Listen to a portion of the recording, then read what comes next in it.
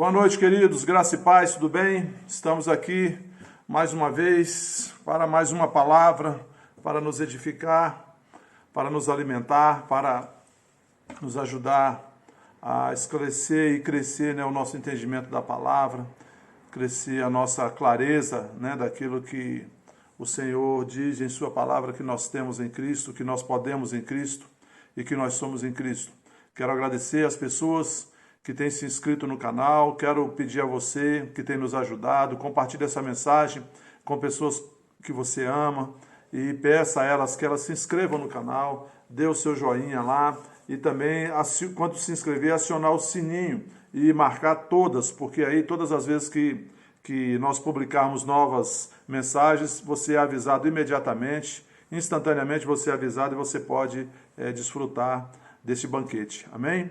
Quero também pedir, se você tem liberdade e alegria no seu coração e deseja ajudar a divulgação da palavra por intermédio da Vida Plena Ministério Internacional, você pode enviar a sua contribuição para Banco do Brasil, Banco 001, agência 1022, dígito 7, conta corrente 23428, dígito 1, Vida Plena Ministério Internacional. A conta está bem aí abaixo no corpo, na página desse vídeo.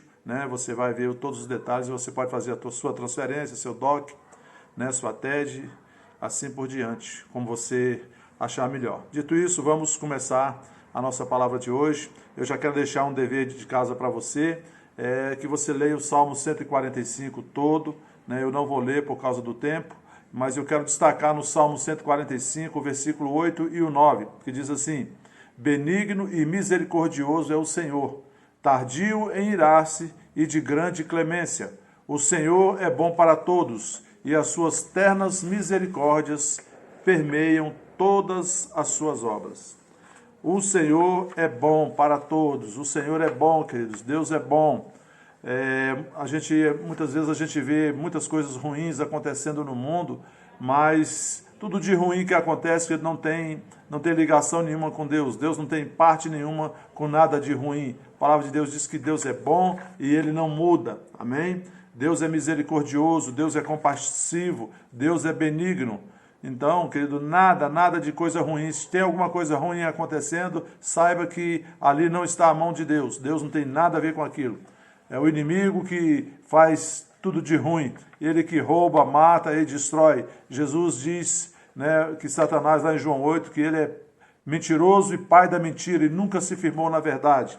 Mas Deus é bom. O tempo todo Deus é bom. Amém?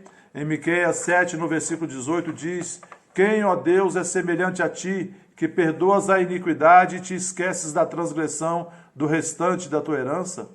O Senhor não retém a sua ira para sempre, porque tem prazer na misericórdia. Deus é o Todo-Poderoso, o Criador dos céus e da terra. Ele reina soberanamente no universo. Ele governa soberanamente no universo. A sua vontade está estabelecida, sua palavra está estabelecida no universo. E tudo que vem de Deus são coisas boas. Como diz Tiago 1,17, que toda boa dádiva, todo dom perfeito descendo lá do alto vem de Deus, que é o Pai das luzes, em quem não há mudança e nem sombra de variação. Deus é bom e Ele não muda, querido. E Deus, a gente sabe que a natureza de Deus é o amor. Isso está lá em 1 João capítulo 4, que diz que Deus é amor. A partir do versículo 7 diz: amados, amemo-nos uns aos outros, porque o amor procede de Deus, e todo aquele que ama é nascido de Deus e conhece a Deus. Aquele que não ama não conhece a Deus, pois Deus é amor. Nisto se manifestou o amor de Deus em nós, em haver Deus enviado o seu Filho unigênito ao mundo para vivermos por meio dele. Nisto consiste o amor, não em que nós tenhamos amado a Deus, mas em que ele nos amou e enviou o seu Filho como propiciação pelos nossos pecados. E no versículo 16 diz: e nós conhecemos e cremos no amor que Deus tem por nós. Deus é amor, e aquele que permanece no amor, permanece em Deus, e Deus nele. Amém, queridos? Deus, Ele é amor, e Ele nos amou e enviou o seu Filho para nos resgatar, para nos perdoar, para nos restaurar, para nos dar a condição, queridos, de termos novamente comunhão com Ele. nós estávamos perdidos nesse mundo, né, debaixo de uma escravidão maligna, né, vivendo em trevas, vivendo guiado pela nossa carne, né, vivendo em pecado, mas Deus enviou o seu Filho para pagar o preço do nosso perdão e nos resgatar dessa escravidão e nos trazer novamente para a liberdade em Cristo, de modo que nós pudéssemos viver livremente, de modo digno de filhos de Deus. E essa obra já foi realizada na cruz e está disponível para todos aqueles que creem no Senhor Jesus. O Salmo 103, do versículo 8 ao 13, diz: O Senhor é misericordioso e compassivo, longânimo e assaz benigno. Não repreende perpetuamente e nem conserva para sempre a sua ira. Não nos trata segundo os nossos pecados, nem nos retribui consoante as nossas iniquidades. Pois quanto o céu se alteia acima da terra, assim é grande a sua misericórdia para com os que temem, com os que o temem. Quanto dista o oriente do ocidente, assim afasta de nós as nossas transgressões. Como um pai se compadece de seus filhos, assim o Senhor se compadece dos que o temem. Amém, queridos? Deus é misericordioso, Deus é compassivo, Deus é paciente e totalmente, profundamente benigno. Amém? E quando a gente lê a Bíblia, a gente vê que ali no Antigo Testamento o homem ainda não era nascido de novo, o homem vivia ainda, né?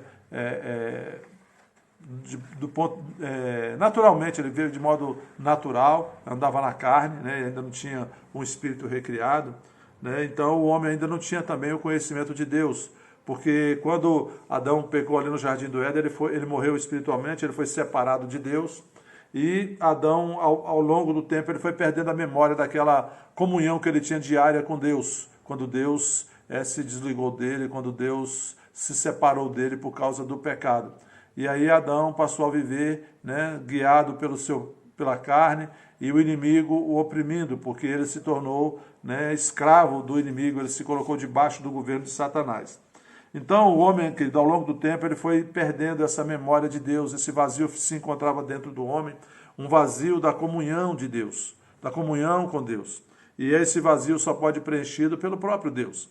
Então o homem ali na Antiga Aliança, a gente vê ele atribuindo tudo que ele não compreendia, tudo sobrenatural, ele atribuía a Deus. Quando era coisa boa, ele atribuía como sendo Deus abençoando. Quando era alguma coisa ruim, eles atribuíam a Deus, julgando a Deus, aplicando juízo sobre eles, ou Deus castigando, né? Mas eles não tinham esse conhecimento, eles não tinham uma perfeita visão, uma perfeita revelação da pessoa de Deus. E quando Jesus veio a essa terra, querido, Jesus não era uma pessoa qualquer, ele era Deus. A palavra diz em João que no princípio era o Verbo, e o Verbo estava com Deus, e o Verbo era Deus.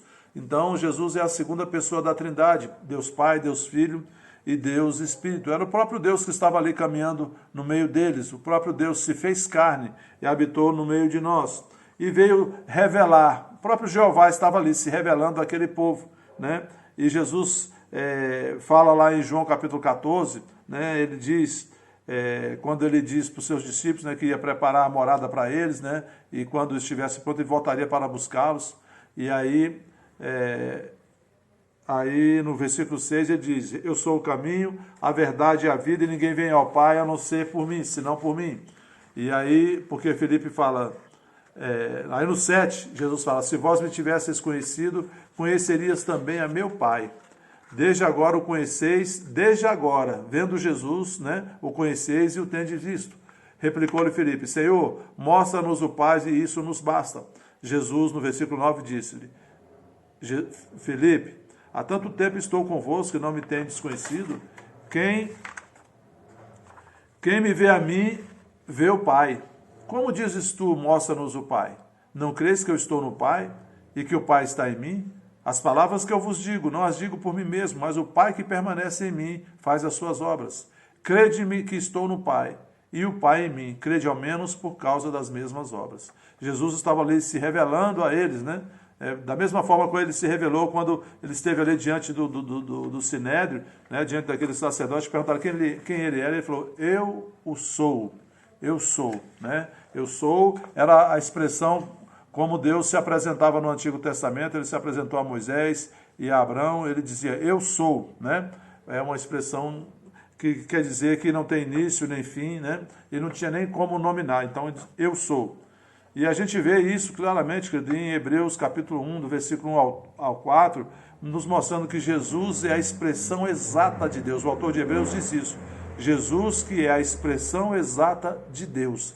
Se você quiser conhecer Deus, olhe para Jesus. Se você quiser saber como Deus fala, olhe para o que Jesus fala. Se você quiser saber como Deus age, olhe para as ações de Jesus. Jesus é a expressão exata de Deus, porque ele é Deus, né? Ele é a segunda pessoa da Trindade. Eu quero mostrar para vocês alguns exemplos para a gente ver sobre a compaixão de Jesus. Em Marcos, no capítulo 1, do versículo 40 a 45, diz assim, um leproso se aproximou de Jesus e lhe pediu de joelhos, se o Senhor quiser, pode me purificar. É interessante que esse homem, esse leproso se aproxima de Jesus e a dúvida dele com relação a Jesus era o quê? Se Jesus quiser. Não era se Jesus podia. Ele falou, se o Senhor quiser, pode me purificar. Então ele cria, né? Ele acreditava que Jesus podia. Ele só não sabia se Jesus queria. Olha bem.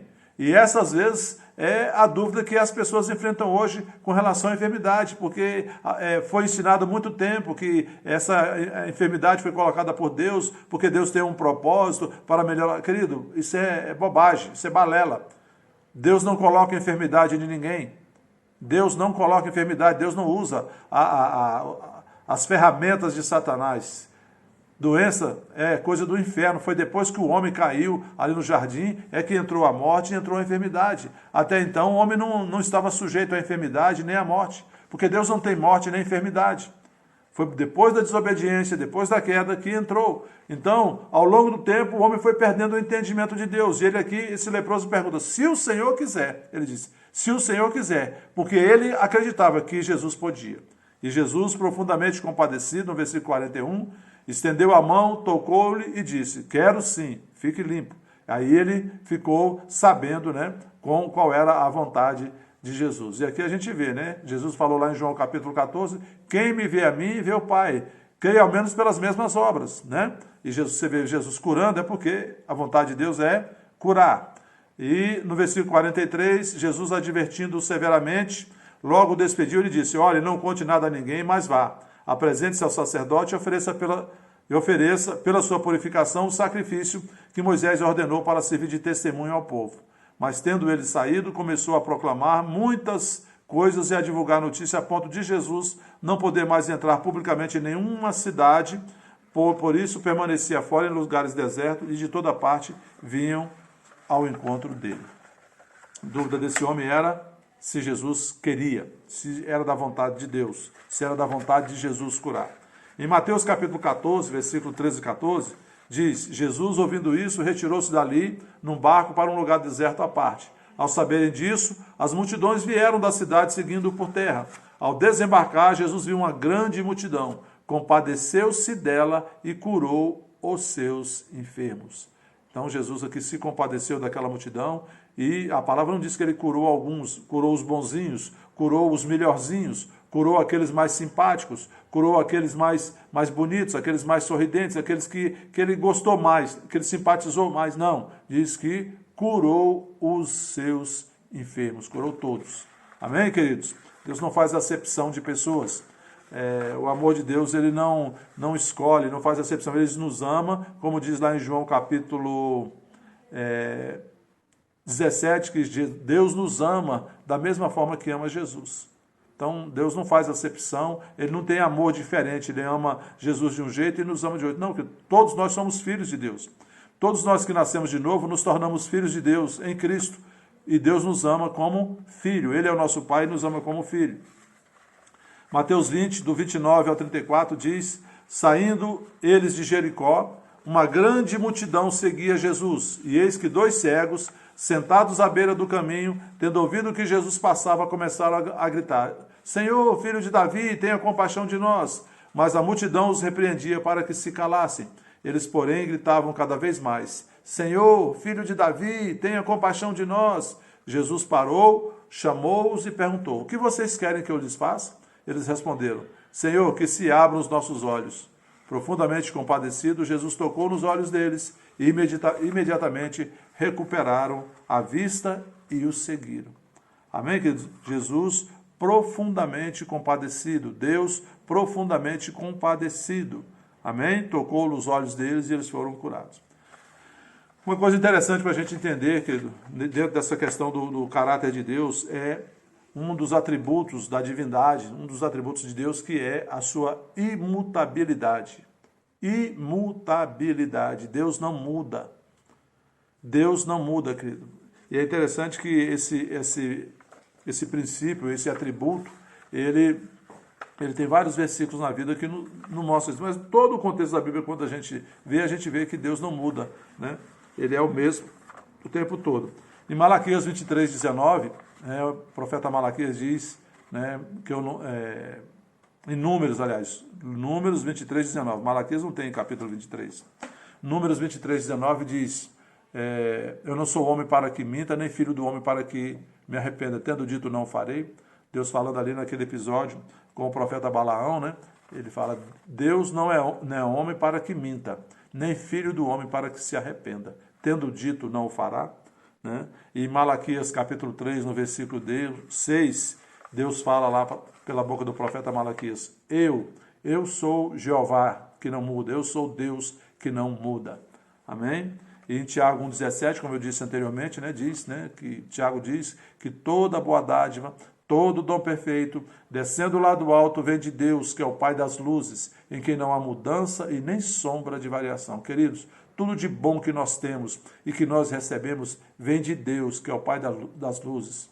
E Ele, querido, Deus não tem sombra nem variação. Amém? Deus não muda. E em Hebreus 13, versículo 8, diz que Jesus é o mesmo ontem, hoje e o será eternamente. Porque Jesus é Deus. Jesus é a segunda pessoa da Trindade. Deus Pai, primeira pessoa. Segunda pessoa, Deus Filho, Jesus Cristo. E a terceira pessoa, Deus Espírito, o Espírito Santo. Quero encerrando, né? Segundo aos Coríntios capítulo 1, no versículo 3 diz: Bendito seja o Deus e Pai de nosso Senhor Jesus Cristo, o Pai de misericórdias e Deus de toda consolação. Amém, querido? Não importa qual seja aquilo que nós estejamos vivendo, a dificuldade que estejamos vivendo, Deus sempre tem um consolo. O Espírito Santo é chamado de o Consolador. E ele tem um consolo, ele tem um conforto, ele tem o apoio, ele tem o suporte para nos ajudar a superar, a enfrentar e a superar todos os problemas que nós estamos passando. Seja de que natureza for, nós podemos nos achegar e pedir: Espírito Santo, me ajuda, me dá força, me ajuda nessa minha incapacidade. A palavra diz em Romanos 8, que, no versículo 26, que o Espírito Santo nos ajuda a orar, porque nós não sabemos orar como convém. Mas Ele ora por nós, né? Ora através de nós, com gemidos inexprimíveis. Então, querido, quando a gente está assim passando por alguma dificuldade que nos pareça que está acima das nossas forças, nós podemos orar em línguas e pedir a ajuda do Espírito Santo, que Ele é o nosso ajudador, nosso consolador, e Ele nos conforta, Ele nos fortalece, Ele nos esclarece, Ele nos ajuda. Amém? E a gente supera. Amém? Entenda uma coisa com relação à cura. Deus já nos deu a cura, Deus não vai nos dar a cura. A cura, querido, ela já foi conquistada e paga o preço ali na cruz do Calvário. Isso foi profetizado por Isaías, no capítulo 53 de Isaías, versículo 4 e 5, que diz que certamente Ele levou sobre si as nossas enfermidades, Ele tomou as nossas enfermidades e levou as nossas dores sobre si. E nós o reputávamos por aflito, ferido de Deus e oprimido. Mas Ele foi traspassado pelas nossas transgressões e moído pelas nossas iniquidades. O castigo que nos trouxe a paz, o que nos traz a paz, estava sobre Ele, e pelas suas pisaduras fomos sarados. Então, essa promessa de Isaías já foi cumprida quando Jesus veio aqui à terra e Ele entregou a sua vida, né, para nos resgatar ali naquela cruz do Calvário, pagou o preço da nossa redenção, pagou o preço da nossa cura. Mateus diz, em Mateus 8, no versículo 16 e 17, que ao cair da tarde trouxeram para ele muitos endemoniados enfermos, e ele meramente com a palavra expulsava os demônios e curava todos os enfermos, para que se cumprisse o que fora dito pelo profeta Isaías. Verdadeiramente, ele carregou com as nossas enfermidades. Então, Mateus estava testificando ali, né, que é o cumprimento daquela profecia de Isaías. E na carta de Pedro, em 1 Pedro capítulo 2, no versículo 24, Pedro escreveu isso 30 anos aproximadamente depois da morte e da ressurreição de Jesus Cristo. Ele diz, olhando para o passado, olhando lá para a cruz, ele diz, carregando ele mesmo em seu corpo no madeiro, naquela cruz, os nossos pecados, para que nós, mortos para o pecado, vivamos para a justiça.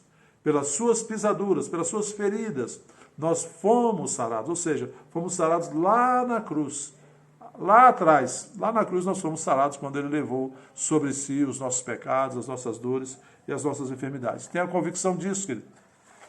Jesus já pagou o preço da nossa redenção, e a nossa redenção envolve não apenas o perdão dos nossos pecados, mas também a cura de todas as enfermidades,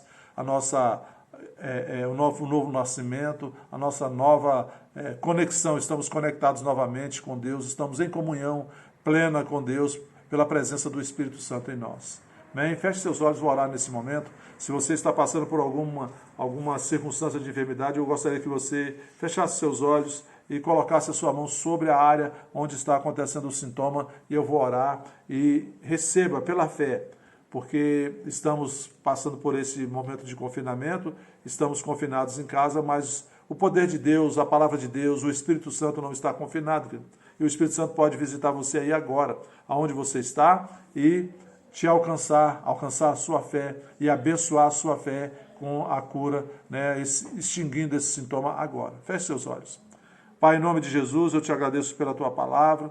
Te agradeço, Pai, porque o Senhor é bom e o Senhor é misericordioso, o Senhor é compassivo, o Senhor nos ama como ama Jesus, e o Senhor na cruz do Calvário já pagou o preço, já entregou o seu Filho, Pai, para que ele pagasse o preço da nossa redenção. Pai, eu creio na tua palavra e recebo, Pai, tudo que o Senhor diz que eu tenho em Cristo, eu recebo pela fé.